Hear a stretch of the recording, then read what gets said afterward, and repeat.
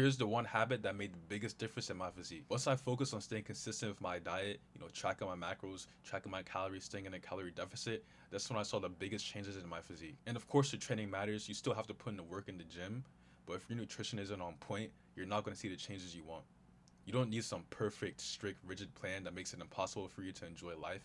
You just need to stay consistent and stay disciplined. And by staying disciplined, I mean you really have to start tracking down what you're eating, what you're putting in your body. It's not enough to just be like, I think I ate, a good amount of protein today.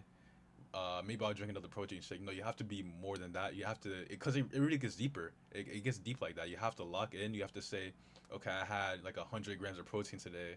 My goal is 120, so let me at least get 15 more. Let me get 25 grams more.